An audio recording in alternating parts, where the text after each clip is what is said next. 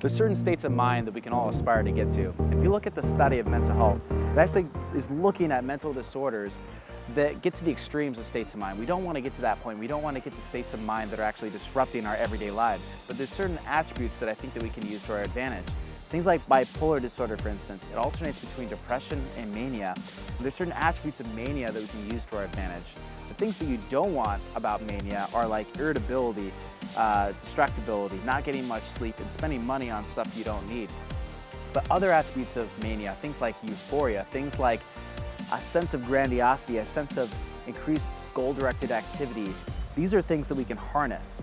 And I want you to start thinking of your body as this conductive mechanism for energy of the universe. Now that sounds woo-woo, but the more that I look at the neuroscience of creativity, the more that I look at biographical figures that were creative, it seems less so that creativity is coming from within us. It's almost like creativity comes from around us, that these ideas, these opportunities are floating in the space around us, and what we need to do is get our organic bodies resonating at a certain level so that that energy comes and flows through us. People like, even Lil Wayne, I was listening to a documentary recently, and he was talking about before he came out with the Carter, he stopped writing. He stopped being analytical about what he was rapping about. He just went into the studio and every day and got out of his own way. He just started rapping.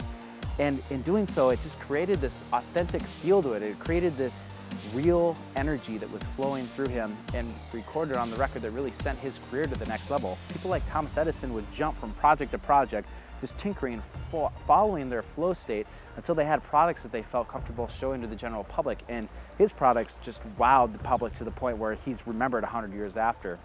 It's funny, I used to look at food as just calories and protein to build up my physical body for things like bodybuilding shows. But now I think I look at like fruits and vegetables, things full of nutrients and minerals, and realize that those things are incorporated into our bodies. If you get good sleep, if you treat yourself well, if you're getting good exercise and nutrient, good diet, what you're doing is allowing your body to resonate at a higher level, letting that energy flow through you. So instead of being like a dry block of wood, the energy doesn't go through very well. What you're more like is a copper rod that allows the energy to flow through you constantly.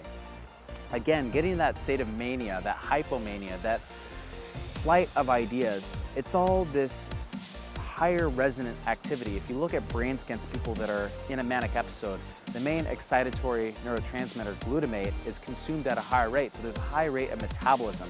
You can train your body to get into that state of mind. You can train your body to free flow. And doing that takes random information, puts together a new, innovative new way, and you'll come up with ideas that you didn't even think you were capable of. It's almost like the ideas are coming from outside your body. And that's something we want to aspire to every day. We want to aspire to hypomanic state, treating ourselves well so that we can reach that resonant level, so we can come up with innovative new ideas in our respective fields to help improve the world each and every day.